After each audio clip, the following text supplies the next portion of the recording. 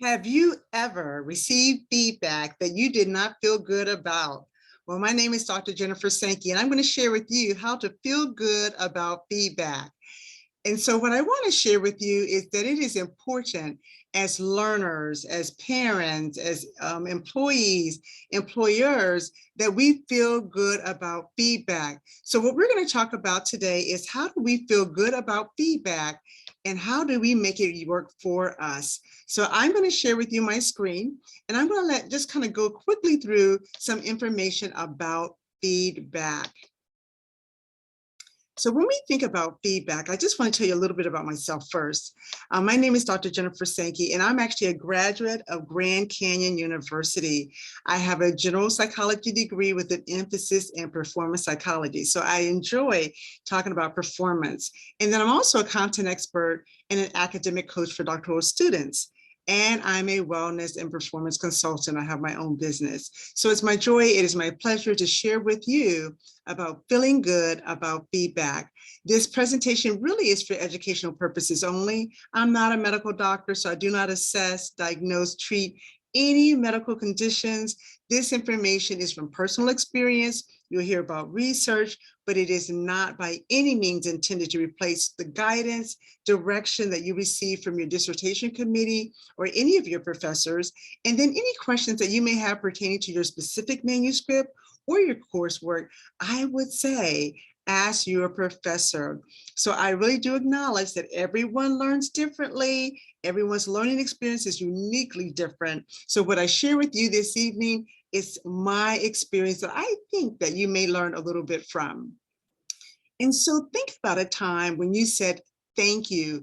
Thank you to someone for giving you constructive feedback. Who was it? What type of feedback was it? And do you still remember how you responded when you received that feedback? So think about that person as I go through the presentation this evening. So feedback is the most powerful influence on learning and achievement. Wow. We think about learning with books and we think about grades, but think about feedback being the most powerful influence on learning and achievement. So what we know is that feedback triggers mixed emotions, frustration, anxiety. Many emotions are conjured up because of feedback, and feedback is interpreted as positive or negative, helpful or not helpful, effective or ineffective. And really, as we said, feedback does influence our learning, our achievement, and our success. If we perceive feedback as negative, it can stagnate our progress. So what I want us to think about is when I think positive about feedback, it propels me towards my goal. When I think negative about feedback, it can stagnate my progress. So people struggle with receiving and giving feedback. Yes, they do. Honestly, oftentimes we prefer to give feedback than to receive feedback. But what we know is both receiving and giving feedback are equally important. So what I do believe is that we can improve our communication about how we receive and give feedback and how we respond to it as well. And then there's an urgent need. I would say an urgent need to share how to have a positive, pleasant disposition and feel good about feedback. So we've all been there. We've worked hard on a project, whether it was at work or at school, worked really hard on it. We pass it on to the evaluator. They look at it, they give us feedback, and you know what? We're back at it again, working on the same thing. So we're responding. So my goal is really to close that gap of how we can successfully respond to feedback. So the purpose of this conversation, and it's really just a conversation, is fourfold. I'm going to talk about feedback in the context of being aware, having the desire to change, having knowledge and ability to receive and give positive and constructive feedback. I will also talk about the benefits of feedback and the elements of feedback that influence performance, as well as how to feel good about feedback and how to take corrective action that can aid with goal achievement. So what I want to do is say that feedback actually does matter, whether it's a product or a person's performance. Feedback is critical because it helps us to improve or to sustain that performance. Think about a time that you maybe had your car repair, maybe you went to a resort or had some type of service and they sent you an evaluation or a survey. They solicited your feedback. They wanted to know how they were doing so that they can improve, or if they had favorable feedback, how to sustain that. And then also feedback matters because it can help with modification or control of a process or a system. Again, it's important that we know how we're performing so that we can control it, so that we can control our behavioral responses. And then lastly, positive feedback is a form of evaluation. It focuses on our strength, our talents, our accomplishments, but constructive feedback is also needed, especially when there's corrective action that is needed. So when we think about feedback, how do you feel about feedback? So when we look at this little barometer over here, put yourself on there and say, how do I feel about feedback? So feedback is not a new topic, not at all. It actually started back at the beginning of time. God gave feedback to Adam and Eve, to Moses, to Noah, to Esther. He even gives us feedback today. And so we're very fortunate that feedback is not anything new, because what I'm going to share with you is we can use this information at home, at work, in the community, at church, and even in academics.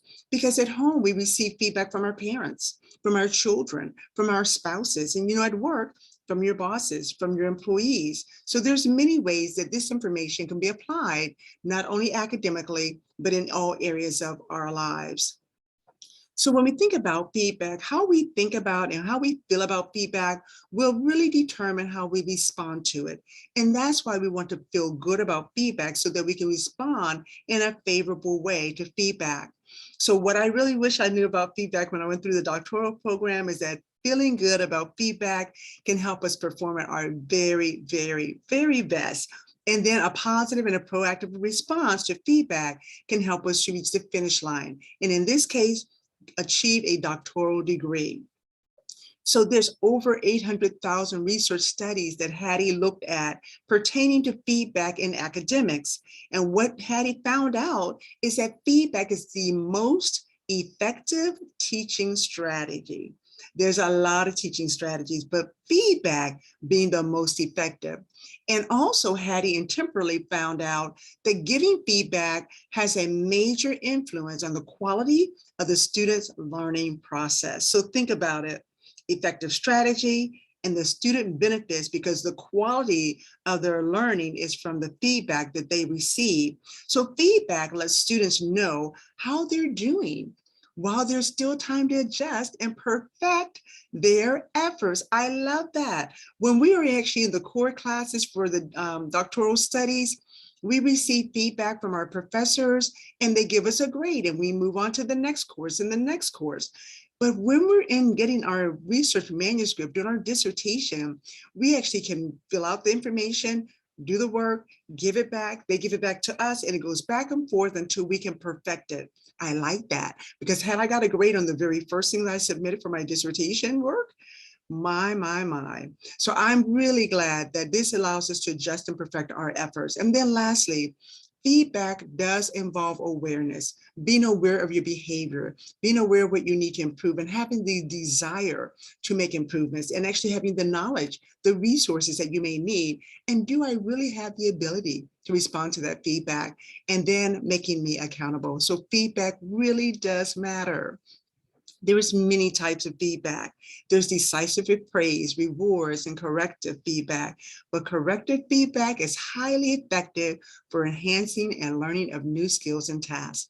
That's really good news. So when we receive corrective feedback from a professor, from an editor, from a friend, someone who's helping support you on this journey, it's because we are learning new skills. Unless you've done research before, you don't know those new skills as it relates to qualitative and quantitative study. Again, that is why we need to have corrective feedback, because we are learning a new skill. But once we learn the skill, we will know the skill. And then feedback with lack of information value has low effect on student achievement. What that really means is someone gives you feedback, but they don't really give you the resources or clarification of what is meant, of what they need improvement on. it has low effect on student achievement. We all want to achieve. We want to all be high achievers. So it's very important that we are very receptive to feedback and accept it in a positive, proactive way. And then lastly, specific written comments on feedback are more effective than grades. So again, if we were to go back to our core studies, we receive feedback, some written, some just in the grade form, but the written comments are more effective than providing just the grade. So we should be very grateful when we receive feedback on our manuscript. So feedback is designed to improve and perfect performance rather than punish the performer. So again, we're working at perfecting our performance so that we can achieve our goal. And then there's many modes of feedback that are used at GCU. There's the rubric, which I absolutely like because as a scoring system, it clearly outlines what you should discuss, describe, synthesize, right? And so it tells you specifically what to do. Also, there's those Zoom or phone calls with our professors. That is a prime time to discuss the feedback that you've received and your performance. And it's okay to ask, what am I doing well? And where do you see that I need improvement? You're soliciting feedback because you want to learn and achieve your goal and you want to succeed. Taking notes and recording those sessions are critical so that you can refer back to them. Remember, whatever you are learning at each step or each milestone through your doctoral studies can be used for the next milestone. Any comments on your manuscript? I would say read each one, respond to each one to let your professor know that you saw each one and that you understood exactly how to correct them. So when I went through the program, my committee asked if I would do a cover sheet of all the corrections that I did on my manuscript. That worked really well. And I used the 10 strategic point outline to actually write down what was recommended and then how I corrected it. And it made it much easier for my professors to quickly look down and see whether or not I was still in alignment, on track, and then to give me feedback. Emails is another way to communicate with your professor, for them to communicate with you. And then of course, the course grade. But we know throughout the program, we get feedback at all these different milestones, our professors, the core classes, and sometimes we kind of get through those core classes and we celebrate and we're so happy. But it's really important that as we're going through the core classes and we receive the feedback, whether it's about our APA writing, or if it's about the content or how we're writing the information, that we take that and move it forward. And then we have the dissertation committee, we have the AQR reviewer, we have the IRB reviewer, we have form and formatting reviewer, we have editors. We even have friends with doctoral degrees who will help support us on their journey. And then we have a self-accountability to actually evaluate ourselves to say how we are doing. With any feedback, there are two pathways. Feedback, meaning that you met the standard and you were doing well, or you're going to receive feedback that says the standard was not met and there's an opportunity for improvement. So either one of those pathways you can actually be on, but it's important that you know how to get from not meeting the standard to actually meeting the standard. So sometimes we have thoughts and emotions about the feedback that we receive. Yes, we do. I did, and I think you do too. But I've worked how many hours or how many weeks on this paper, and now I've received it back. And we may not have received the feedback that we thought. And many times with feedback, if it's not what's expected, is when we become upset. And so sometimes we have those high expectations that we did perfectly well, but then when we receive the feedback, we're not so happy. You know, after waiting those 10 days, it's an exciting time, you're counting down, and then you get your manuscript back, and people say, you know, I don't think my editor even read this manuscript, or I didn't think my committee read this manuscript, or I paid for an editor and it was or was not approved by my committee. And so those are thoughts and emotions that can come into our spirit that we want to release. We want to release them because that emotions can actually drain your energy, or sometimes we don't even know what the feedback means. So feedback is a feedback and response. It's a two-way communication channel that contributes to our accountability, and that is to students' accountability and our success. Yes, someone gives us feedback, but how we respond to it will determine our success. And then Feedback should be transparent and objective. In a review of performance, remember looking at standards, not at the personality, but the standards and what is expected. Sometimes it's just a reality check what you have strengths in and what areas you need to improve in. But it also helps us improve our performance and prepares us for future opportunities. So think about it. When you're finished, one day you may be a chair or a methodologist or a content expert. One day you may be a researcher who's writing for journals. And again, it's important that what you hear now about the feedback that you're receiving, that it is preparing you for future opportunities, maybe even just in the workforce. So I've had some teachable feedback moments when I was in my doctoral program. Yes, I did. When I wrote my prospectus, the topic was not researchable. That's the feedback that I received. And I also received that my statistical method did not match my research questions. That was an awareness that I needed to improve, but I was in a learning phase. And at first I was trying to just complete a grade for my prospectus and get to the next milestone. But that particular feedback prepared me for my proposal. So I wrote my chapter 1, 2, and 3. And then I also received feedback. So the feedback was good information about nursing stress, but it's not scholarly writing. So I didn't have the terms like influence and predict and affect. I didn't have that language in there or framework. I didn't have the language in my writing. And in my chapter 2, it was very disorganized without an outline. And I had to make adjustments so that I can make sure that I was responding to the feedback that I received. And my statistical method, I changed my topic, but I needed to change my statistical method now to meet in my research questions. So I had a desire to learn and achieve at my proposal stage. I did. There were new terms, so I was learning the research process about quantitative. I need to learn about qualitative. I was learning new terms. Some things were unclear to me. I underutilized resources, I believe, now as I look back. And then I had one of my committee members kept saying, go back to the literature. Go back to the literature.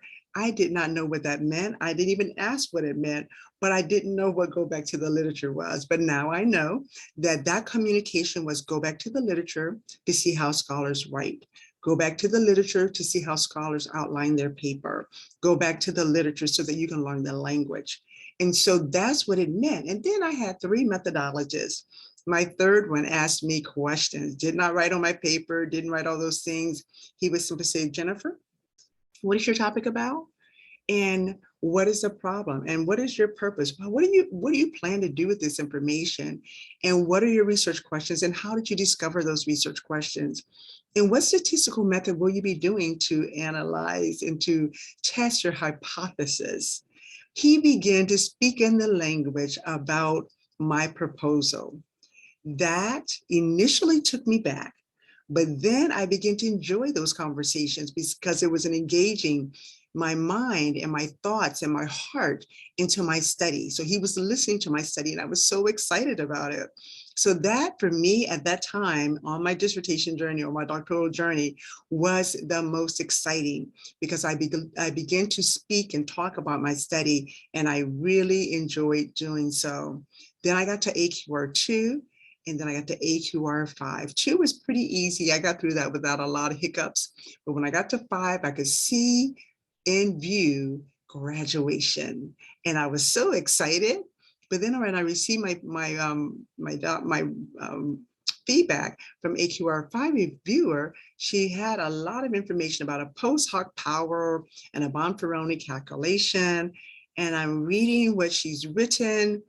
And I'm trying to understand it, so I go back to my books. So what it was is my sample size was not adequate. When I calculated using the G power, I only calculated for one group, but I actually had 2 groups.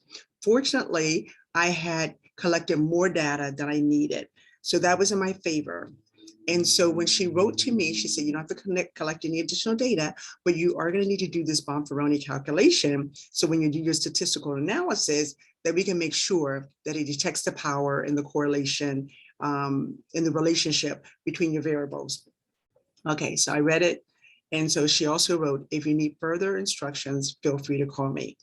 So I read it and then I contacted my chair and I said, I think I understand it, but I would love to speak with her. So within probably 10 to 15 minutes, she was able to tell me on a Zoom call what I needed to do and why I was done the Bonferroni, because I needed to make sure that my power was strong enough to detect any type of relationship between my variables. And then when I got to the final defense, my dissertation chair says, Jennifer, this is the best defense that I have heard. And I was so excited. But when I think about it, the only reason she was able to say that is not only did I put the heart and the work into it, but it's because of the feedback that I had received and that I had followed and that I had accepted, that I was able to deliver this research dissertation or defense so that I would be able to explain how I was going to conduct the study and the outcome and the results of the study. And so when you get to that point, it's demonstrating your ability to perform the research and the process and that you've achieved your goal. And that's when you can say, yay, feedback. So the student has a role in the accountability in the feedback process. Yes, review the rubric, read it, understand it before you start any assignment. If there's anything on that rubric that you do not understand, make sure you clarify it. And then review any previous research and then write about the topic using the research articles as a guide, whether it's the research articles or another dissertation, but the language in there is very consistent because with research, whether it's qualitative or quantitative, the language is consistent throughout all articles. And then I go back and compare your writing with your rubric requirements. Sometimes we're finished with the assignment and we fail to go back and look at the rubric and really do a scrutiny to say, did I explain? Did I discuss? Did I synthesize? Did I compare? Did I do all of those things? So that's important. And then also conduct that self-assessment objectively using the scoring on the rubric and then submit your assignment. So that's the accountability. But the key word is self-assessment and taking the accountability. So this is an example of a rubric that was utilized when I was in PSY 801. And we were actually doing some articles, looking at 3 different articles and doing a comparison. And what I like about this rubric, it actually tells you unsatisfactory, less than satisfactory, satisfactory, good, or excellent. And it gives very detail of how to achieve excellence. So when we think about, I'm going to go down to comparison of research questions. I'm going to go over to the excellence one. A reflective and insightful comparison of research questions is presented. So again, when you write, then you have to ask yourself the question, does my writing reflect an insightful comparison of the research questions? Is that present? So that is the way you do your self-evaluation. So I remember as a child, my mom said, do all things without murmuring and complaining. And that's found in Philippians 2:14. So throughout the doctoral learning and the process, as I received feedback, I had to keep reminding myself, murmuring and complaining is not acceptable. Yes, sometimes we're frustrated. Yes, sometimes we get really paralyzed and agitated, but we really want to channel that energy towards the finish line, realizing that that feedback is to propel us forward. And so when we receive feedback and respond to feedback, is either self-discovery or assisted discovery. And many times in the doctoral program, it's assisted discovery because we have individuals who will affirm our performance, who will tell us what we've done well, but they will also correct and direct us for a specific task. We know the 10 strategic points. We know the outline of our manuscript for the dissertation manuscript. Those are the ways they're directing and correcting us along the way. They may also point out a process. They may also give you reference books or tell you to go watch things. Sometimes people say, I watch stuff on YouTube, or I will even just joining this forum. It is a form of support and talking about the process. And then it's there to coach students to critique their own efforts. So again, it's a two-way conversation, feedback and response. So we analyze the cause and look at the consequences. We create options and solutions. And I can't stress that enough. There's a solution to all feedback, and then we commit to action. Sometimes the feedback will stun us. We will put the paper down. We will walk away. That is okay.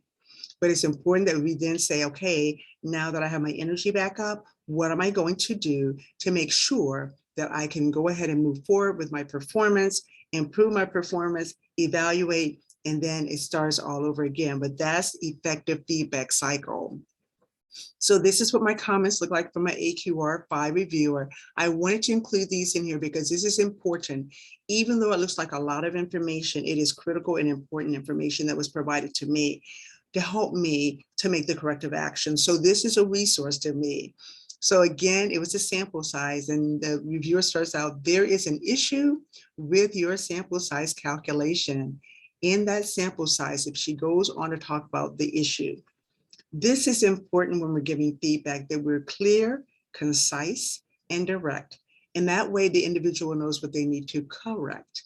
But if we flower it up and put it underneath, then it's going to be very difficult and confusing. They won't know what to expect.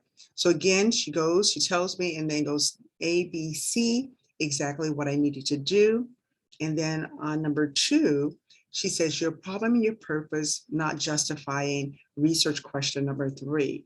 Research question number 3 was added, and I failed to go back to the problem and the purpose to include the language. That was a simple fix. It was not difficult whatsoever.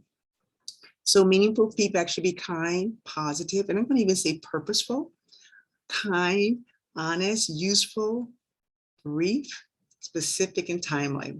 And what we want when we receive feedback is not only to educate, motivate, and make adjustments, but we want people to know that we care about them as well, and that we want them to achieve their goals. So that's why it has to be kind and positive and honest and useful, because we want people to know, I care about you.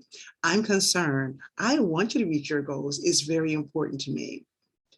And so feedback based on facts is meant to support and motivate us to act, not to react.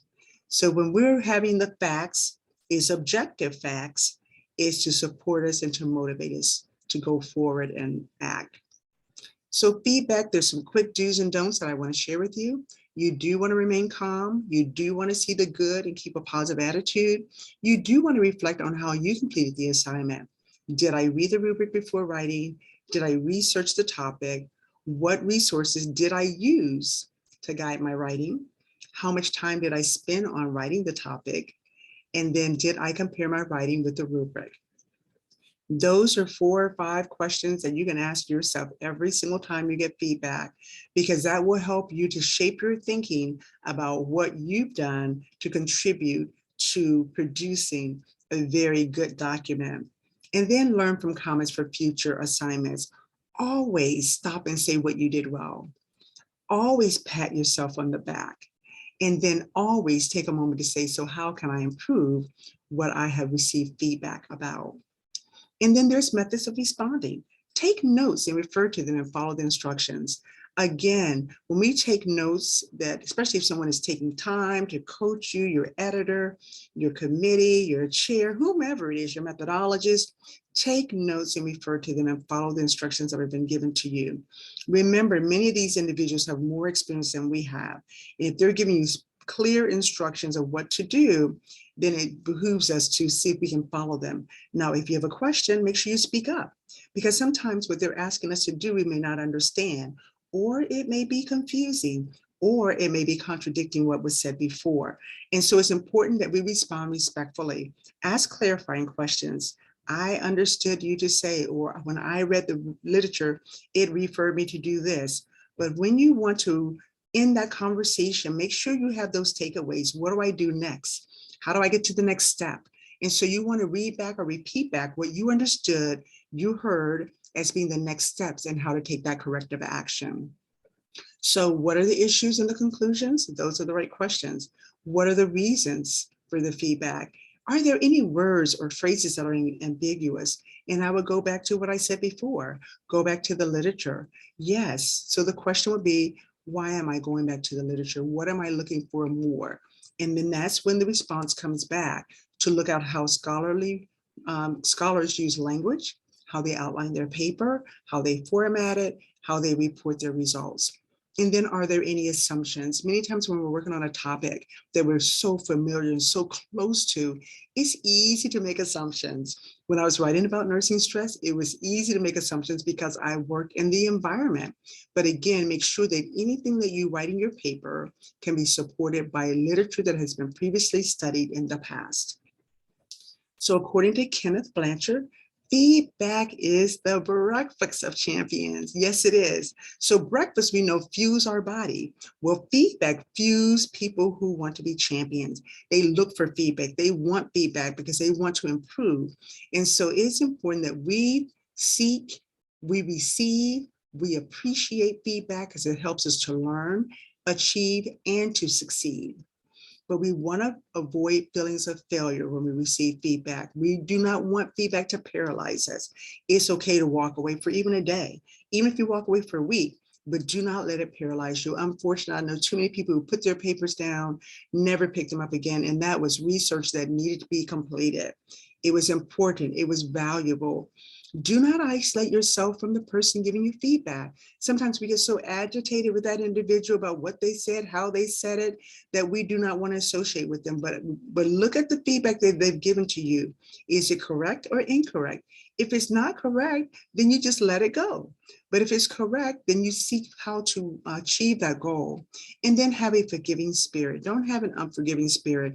You want wholesome, healthy relationships with your committee, with your editor, with your friends, with yourself when you're going through this process. Don't dismiss comments. Make sure that you do not react before you get all the facts, and remain calm. Those toxic tones, those derogatory comments are not helpful. And so it's important that you do not discredit the competence of your reviewer. And watch your tone and your tongue, because what we say, like first of all, and as previously stated and for our conversation, could be misinterpreted. And so we want to build relationship, build cohesiveness, because remember, those individuals that you're working with who's giving you feedback, you will be their colleague one day working side by side with them. Don't hide feedback due to shame. It is sometimes very disheartening. It is shameful at times when we receive feedback and we work so hard on something, and someone may say, so how did you get a grade? What was your grade on the paper? And sometimes we don't want to disclose it because it was not what we expected. But it is important that we don't hide that feedback because we feel shameful. Ask more questions, seek more resources, ask for more support, avoid counting the number of comments or the number of pages of comments. It's the content that you want to focus on, not the number of comments. And then do not compare yourselves to others. I actually did this. You know, you're on the same journey with someone, you're in the same class and they finished 6 months earlier or a year earlier. That everyone's on a different journey, a different path. Their research studies different. So do not compare yourselves to others. So we should be welcoming feedback. What you don't know, I would say, could hurt you or hinder your progress towards the achievement of your goals. So we want to welcome feedback. We want to receive it. We want to be positive and proactive and pleasant when we receive the feedback. And as a student, you have an opportunity to evaluate your instructor. At every course, end of every course, you have an opportunity. But what I would say is give feedback as you would like to receive feedback.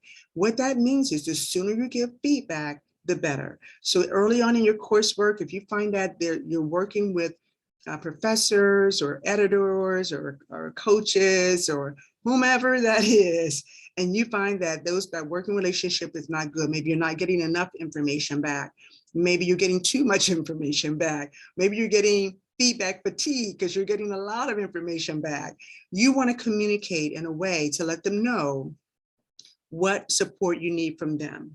What resources do you need from them? So you want to do it early on and give that instructor or that editor or that person an opportunity to address and to correct the problem that you view as a problem, so that when you do the end of course evaluation, now you can be honest and specific and objective. Yes, you may have brought a problem to them, but if they've made a correction, there's absolutely, I'm not sure, any reason to add it on the evaluation if they've made that correction. Likewise, we want to make sure that we give feedback as we like to receive feedback. So the B attitudes of feedback are be open-minded, be positive, be teachable, be a listener.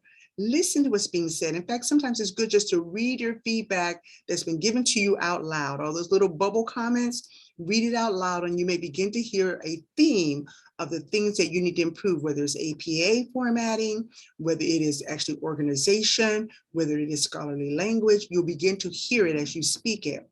Be adaptable, be self-aware and accountable. Yes, the evaluator will give you feedback, but be accountable for, did I read the rubric, and did I follow the rubric, and did I answer all the questions on the rubric, and be actionable. And so giving and receiving feedback can be difficult, clearly, but we want to make feedback positive, and we want to make it I care experience. And we want to make sure that we're evaluating on the performance standard, objectively, not on a personal attribute, but on performance. And then we want to use feedback to educate, motivate towards higher performance, and use specific and measurable language. This is important. And then identify any obstacles that may be standing in the way of reaching your goals. Do I need more time to work on my assignments? Do I need to start earlier? How organized am I? And then know when to ask for help. You're not on this island by yourself. There's many people on the doctoral journey. You just need to know who they are, where they are, and how you can ask for help. And then offer, provide, and seek resources to help individuals improve their performance and grow. So each individual will grow through each milestone. It is a guarantee that if you listen to the feedback, you will learn something and you will move closer to the achievement of your goals. And remember to say thank you. And so feedback is important. Feedback is necessary. And so how we respond to the feedback can determine whether we move forward or whether we fail to move forward towards our goal. And again, we want feedback to be, I care about you. We want it to be very objective. We want it to be very honest. And then also, when we think about feedback, it may not always feel good, but constructive feedback is a necessity to achieve optimal performance. It is a necessity to achieve performance excellence. It is a necessity to get through the doctoral program. And so most of my references came from Hattie. Hattie is a very good, I actually enjoyed reading the research that he did on educational feedback. And this is, that I'm telling you, it's just a lot of good information on there. But my takeaways are, feedback helps us learn and achieve. Feedback helps with the quality of our work, right? And then feedback is the most effective teaching strategy. And feedback is even more effective than grades. So the question I have to you is, who do you need to thank for giving you feedback, positive and constructive feedback? Who is that person? I would say take a moment, think about who they are, and say thank you. Remember my methodologist who asked me all those questions and engaged my learning? I wrote him an email twice since I've been out to say thank you, because it was so very helpful on my journey. So in James 1:5, the Bible says, if any of you lack wisdom, you should ask God, who gives generously to all without fault finding, and it will be given to you. The reason I include this verse in there is because you will receive feedback from various peoples on this dissertation journey. They will do their best to explain things to you. There will be some things that you will understand. There will be some that may be more difficult. But when we ask God, He will give generously to us without finding any fault. I want to say thank you for the opportunity to present this information about feeling good about feedback. Wish you the best on your doctoral journey.